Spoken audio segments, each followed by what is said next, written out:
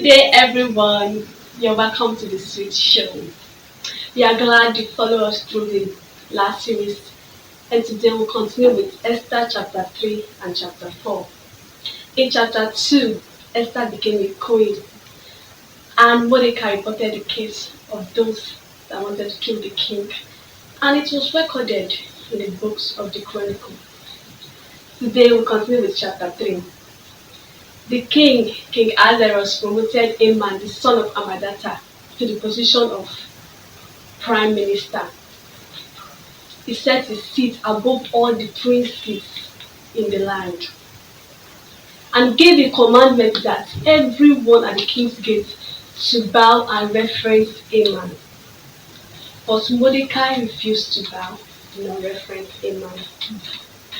The people that are also sitting down at the king's gate day after day told him that, why transgressed thou the king's commandments? The king commanded us to bow to this man.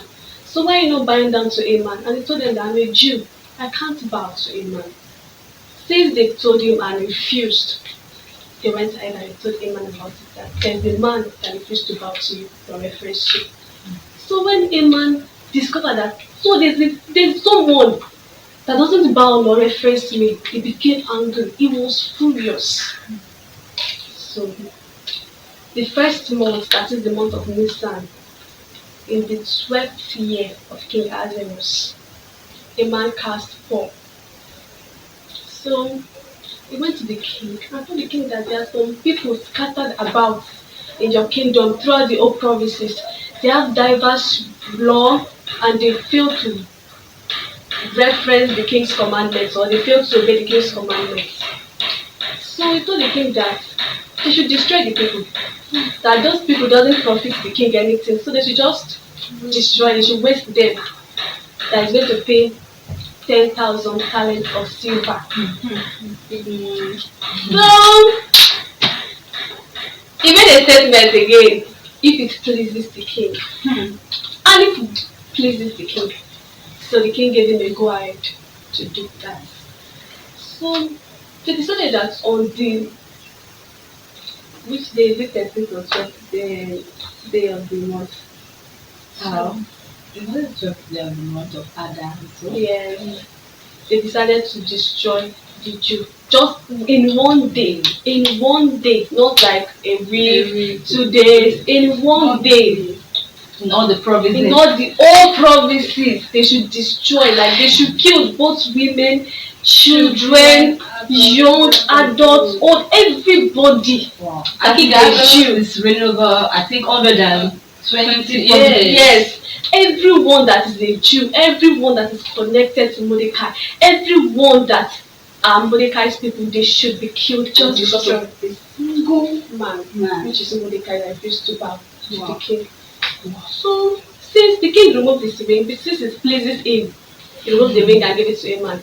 So Haman made the commandment and sent it. So they wrote it in all the old language. So you will not have excuse that I don't understand. Every language is in the city of Susan. They wrote it and they sent it. We need to understand that the city of Susan was like in confusion. But Haman and King Ahasuerus, they went inside their palace to drink. So we are going to start from you. You are going to tell us about King Ahasuerus. What I learned from King Ahasuerus, first, I'll say that in our last episode, that's chapter 1 and 2, there's a particular word that the servant of the king usually use, that is, if it pleases the king. And this time around, Haman used the same thing. He said, if it pleases the king, let such people be destroyed from the whole provinces. First, King Ahasuerus did not bother to find out if what Haman was saying was true or false. Not bother to find out, okay, who are these people who Haman has talked about. In order to find out the country they are from, their kindred. What if it's King Ahasuerus people? Wow. He did not find out anything. He just gave An order. gave a go ahead. Since it pleased him, he gave a go ahead to Emma to do whatsoever to do. First, I will say that whenever you hear a report, whether good or bad, do your own personal research. No matter how you trust the person, do your personal research. Don't be quick to believe. Bible says what we should be quick to hear, slow to speak, slow to run. King Lazarus was quick to hear, but he was not slow to speak. He never think through the effect of that. Okay, what with Emma? He would have even asked, okay, Emma, what do you want to do to these people? Okay, Emma said, okay, if we please the king, let them be destroyed. And just give him a go ahead. We have to do it. So, first thing I would say, as a Christian, as a Christian, when you hear any news about anybody, whether good or bad, don't be quick to believe everything. Do a personal research. Is it true? Is this information that I'm getting, so person is first hand? And somebody will say, don't tell anybody. Don't let them know that it's from me that you heard though. Beware of those kind of they're very dangerous. That means you shouldn't believe. Yes. So do your own personal research. Is it true? Okay, why did such people have another law? And what are those laws that is against the king's rule? Another thing I'm going to say is that King Lazarus does not know what is happening in his kingdom. Sorry to say, but that's just it. After this, there was chaos in the kingdom. What King Lazarus was that he was drinking with a man. Whereas in the old palace, the old city was on fire, there was confusion. Never cared about the people. Never cared about the people who was leading. What is their feeling? What are they feeling about this particular situation? So first I'll say though, be quick to hear but be slow to respond. When I say slow to speak, you'll be like, everybody keep not speaking, I just give a singlet. Yes, that is the sign of what he has signed, you can go ahead. So be slow to respond. Think through the decisions. You heard something about somebody, make your own personal research and be sure of that. Secondly, know what is happening around you. Especially if you are a ruler, know what is happening among the people you are leading. And it's really going on to help you. Wow. I've learned a lot from you today. Be quick to hear but slow to respond. Then as a leader, you need to know what is happening around you. So I'm going to turn to you. I'm going to tell us about Mordecai. What you learned from Mordecai. Okay. Studying the Book of Esther, I'm beginning to love the man called Mordecai. I wish he can become my own uncle now. I will sit and gist. Okay, the man Mordecai is a man of integrity. From the story she said earlier, she said he refused to bow or give a reference to a man. And after then, they received a letter of destruction. I was like in our own generation now, there's tendency that let me just bow to this man so that my life will be secure, the life of my people will be my job, everything, the life of my people will be secure. That was what Mordecai was supposed to do. But his action is something that amazes me. He did not bow. He did not say, because Haman wants to destroy us, I will yield to this. I will have to let me just bow to him so that my life can be saved. No. The lesson drawn from this is that you should not lose your integrity for anything, whether position, even if it means losing your life, do not lose your integrity. Because if you lose it, the generation coming after you, when they hear that story, they will be so ashamed that you ever live your life in a way that you don't bow to something that is evil just because you want to get a position, you want to earn a favor from them or please somebody. Or maybe you're even receiving a threat like you will lose your job, you do this or no. Don't always bow to evil at any time. That's the lesson I can draw from his action here. Wow, that's very nice. What I've learned from what you said is that we should not lose our integrity for anything.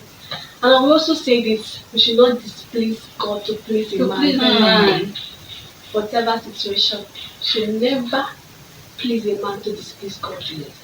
We're going to be talking about a man, the man, a man, wicked a man that we all know. Okay? From Proverbs chapter 6, verse 16 to 18. 7 things that God hates: a proud look, a feet that is swift to mischief, a lying tongue, hands that shed innocent blood, and so on and so forth. There are all these things that God hates. And Haman has all the characteristics of these things. 7 of it, everything he has it. That means Haman is the man that God hates.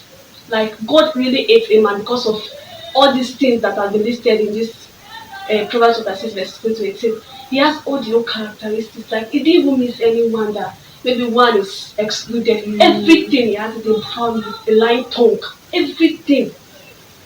People that sow discord among brethren, everything he has it. So I'm going to be saying that Haman, I don't know what to say, but he's too proud. Haman was a proud man, like very, very proud. Imagine all the old servants bowing down to you, only one man. And he's not satisfied. Only one man, and he's not satisfied with that man.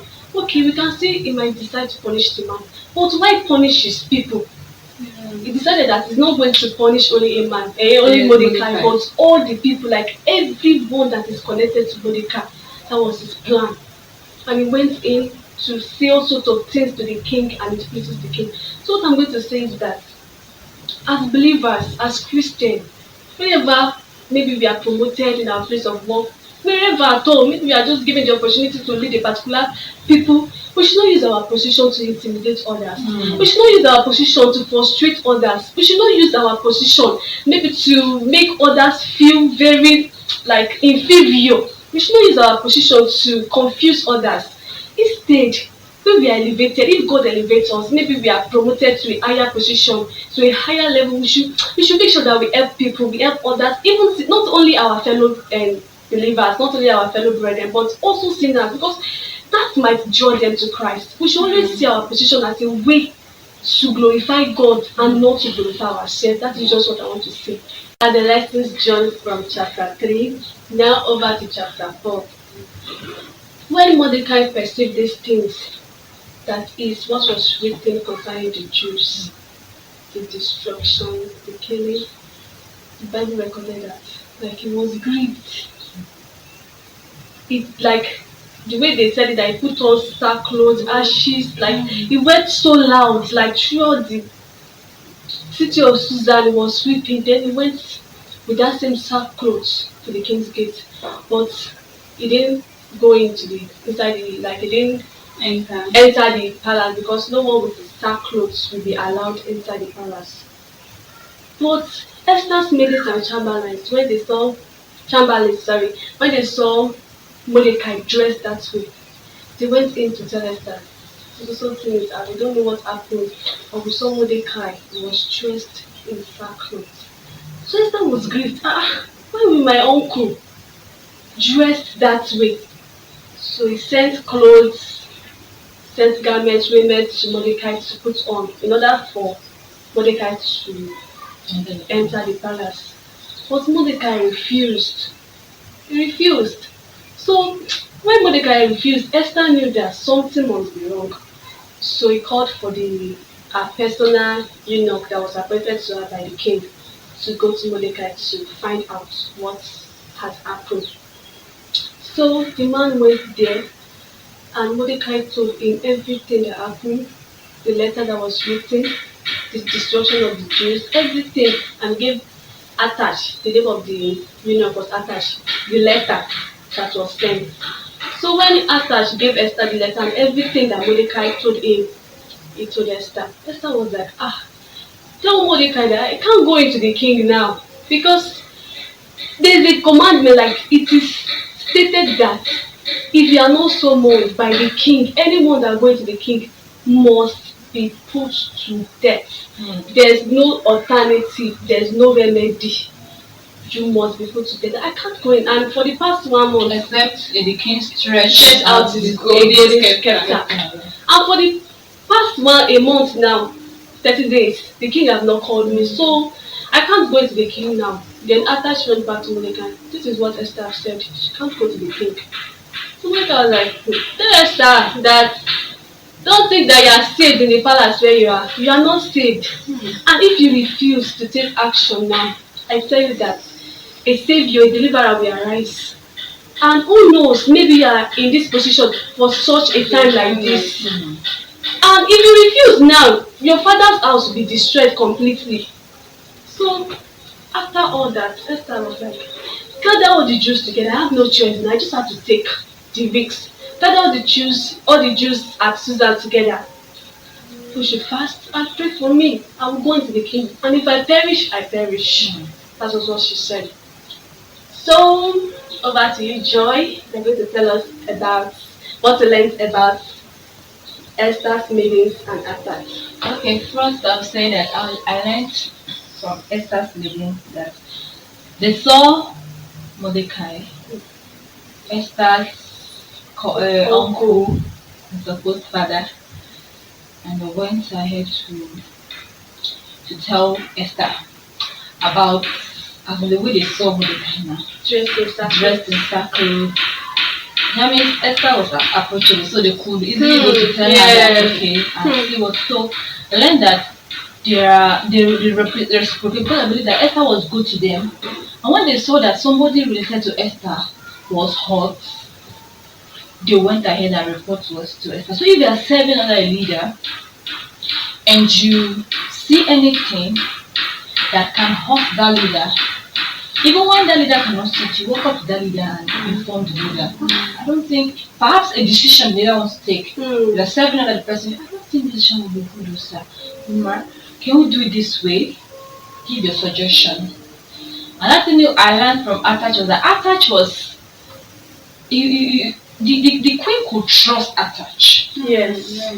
To go meet his father, her father, sorry, to go meet, Esther could trust Attach to go meet her father and to ask what was going wrong with him. So Esther could trust this is a servant. She was not afraid. What if this man turned it, give a false information? He trusted him. And the man did not fail. When he came back to Esther, he gave the right information. Even the things he was given to give to Esther, he gave everything to Esther. Esther saw it. In return, but Esther still sent him back. It was not grumbling. These people, and even people good, but maybe like I'm not even part of it. It was not less concerned. Like, am I a Jew? Exactly. It was not less concerned. He carried the message, and Mordecai was not with Esther, but you could understand what Esther was saying. Esther was not with Mordecai, but Esther could understand what Mordecai was saying. It did not change any of the thing he delivered. So when you are serving under somebody, do it as it is the Lord. Don't do it with eye service. Don't do it half-heartedly. When you're supposed to give a report, give the right report. Don't try to cheat your hair or something. And even whether it's not a factor of whether the master that is over you is good. Yes. No. Whether they are bad or good, just do your own part and leave the rest. So firstly, I learned from the servants of Esther that they when they saw something that could be of that was related to their master, which is Esther, they went ahead to their mistress, and told her. So anything you see, maybe wrong that is about to happen, inform your leader about it. Secondly, be responsible. Be responsible so that your leader can easily trust you to deliver some assignment. So that's what I asked from you. Okay. Some of the things you said was be responsible. So that your leaders can trust you. Then when you see things going wrong, you don't just keep quiet. Whether the person is bad or good, you speak out. Over to you, Victoria. You are going to talk about Mordecai this time around. Are you going to tell us what to learn from Mordecai again? Fortunately, I'm still talking about that unique man that I love so much. Okay. Uncle Mordecai. Mr. Mordecai again. Uncle Mordecai. Anyone. Okay. This man, I still stand on the word integrity. Hmm. This chapter 4, we can see that it is the continuation of chapter 3. Yes. Even after the threat, this man still stood. He was so great, not for maybe he did not put on the attitude that yes, thank God I'm not the only one that will be destroyed. Or neither did he say that it's because of my integrity, that's why I'm serving this punishment. Let me just break it down at once since it's going to affect others. You can see no, he did not change his stand. He was still holding on to that truth, that belief. Hmm. He never gave up that. And when he saw that okay, this thing is getting out of hand, he went to Esther. Since he saw the because Esther was in her own world, let me put it that way. She did not know what was happening in the kingdom because they are not permitted to go outside. So Mordecai went ahead to Esther and informed her about the latest development that Haman, the wicked man, as they have said earlier, plotted against the Jew. Yeah. You can see that Mordecai is a man that he does not. He's a man that has integrity without intimidation. He does not allow intimidation to come in because of people's decision. Because I know definitely some persons in my head that okay, it's because he refused to bow. Some persons will insult him that it's because of it. They want to destroy everybody. So many persons will complain. It will will even be ashamed to even walk among these people, but it never allow intimidation to come in. So what I'm trying to say is that whatever right decision you are doing in life, what so far it is right and you are standing for God, you are holding it concerns your integrity, your dignity. Do not let intimidation bring you down. Whatsoever God has destined to happen will surely happen, no matter the circumstance, no matter what people say. So far you are serving God, God will never disappoint you. Another thing from this man, he sent a messenger to Esther that go in unto the king. How will it without I'm trying to imagine why we just tell him to go and he knows the law of the medicine and he knows everything. And now he's telling Esther that going unto the king. Well, like Esther sent the message that I cannot go because this man have not even seen me for like 30 days. So how will I just wake up one morning and I will walk into the king court and said for what? I might be killed or something like that. Esther sent a report back. But Mordecai is a man that he has a never giving up spirit. He was supposed to give up that since I've not just give up, we will all die. No. He never did that. He sent a message back to Esther that if she refused to go into the king to make that request, that another deliverer will come, then only Esther and her family will be destroyed. Because this man is a man that is a good person. I said it earlier that he has never given up spirit. He never give up that. Esther said instead he sent a message that will charge up her spirit, that will make her do the needful. So in our lives, we need a Mordecai to achieve some certain things. We need a Mordecai that will give us good advice, that will help us overcome our fears. Because that word alone made Esther overcome her fears. She was able to face that decision and say, okay, I'm going on to the king. That's what I learned from the Mordecai. This man called Mordecai, my uncle. Because he's not my uncle. I'm learning from him. The man I'm reading about Esther, the man I'm learning from that man. So he's automatically my uncle. That's the lesson I learned from him. Okay, thank you so much. What you said, never allow intimidation to change your decision. Then, for you to achieve some certain things in life, you need a Mordecai. That will charge you up. Okay. So I'm going to be talking about Esther again. Okay. Esther, I can see that she's courageous. Yes. She's very, very courageous. Because for her to receive that kind of message was so sudden. She was not expecting that at all. So when she received the first message, she said, I can't go into the king like I said earlier, because there's a law, like a commandment, that anyone that goes into the king without being summoned by the king will be put to death. So I can't just go in because I'll be put to death. But when Atash went back to Mordecai, he told Mordecai, this is what Esther said, and it's very, very true. Mordecai was like, tell Esther, if she refuses, God will send another deliverer. So when Esther heard of this, she was like, okay, I have no choice now. I have to do the needful. I just have to try. I have to put my life on the line for my people. So she told them that if I perish, I perish. One thing I learned about Esther, her decision was very fast. Like she was not like, oh, I will think about it. I will think maybe I will send some messengers to the king. Maybe I can come in. No, she put her trust in the Lord. She was like, gather the Jews together, fast and pray for me. I and my maidens also will fast and also pray. Then I will go into the king. If I perish, I perish. That was her decision. Her decision was very fast. She was not like, me, I'm saved in the king's palace. So see, if anything happens, nothing. It will not even reach me. It will not reach me. It will just see people. I don't know what to do. I can't go into the king.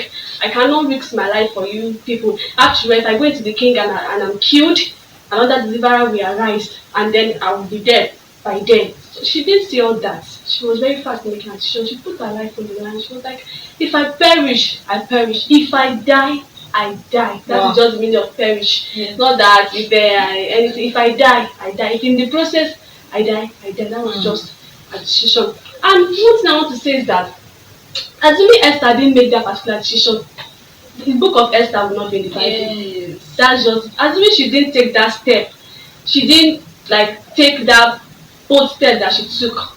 The book of Esther will not appear in the Bible. So what I want to say is that we all be remembered for the things we've done. We all be remembered. Esther was remembered for this decision that she made. So me, I will say this afternoon, I will say today, what will you be remembered for? What will you be remembered for? I don't know if you guys have anything to add. Yes, I have. Okay. Alright, contributing to what she said, there was a verse that Mordecai told Esther that who knows if she had been brought to the palace for that particular But I like Esther's courage for taking that decision, saying if I perish, I perish. I want to tell us that if you're in a particular position, like a position that God is in support, not evil one, not the one you got through a dubious means, that means you are there to fulfill a purpose, just like Esther. And you should not fail to fulfill that purpose because of fear or anything. You should be like Esther. Let's make Esther like our role model. Let's make our role model in doing some certain thing. When you're in a particular position and you need to do something to help others to save life, let's do it. Even if it means it will cost us some other thing, we should do it so far it's saving people's life. Okay, I have something to say. Esther said she will gather her maidens. Yes, also. So that means Esther already told them about her faith too. Because you can't just gather your maidens and say let's pray in the God that they don't believe in. Yes. So Esther is an evangelist. Wow. That means she has won maidens. They're automatically Jews and not by birth or by religion. Yes. So that's one thing I learned from Esther too. She witnessed to the people around her. That means we should always preach to our friends, even our boss. And we should also allow our life, our character, our action to preach to others. Because our life is a book before their eyes. They are reading. Some persons don't read their Bible. They are reading through your life. That means those maidens have been reading through Esther's life. For them to be able to come and report to her. They've been reading through her life and they love the way she lives her life. That means we must live a life that is righteous as believers so that others can get influenced. Not we are being influenced to join in. We should influence the people of the world that are living. Wow, we've learned a lot from today's episode. I'm so happy. I'm glad you joined us. So, the decision of Esther. Now, next series, we know the outcome of this bold steps she took. See you next time. Thank you for watching.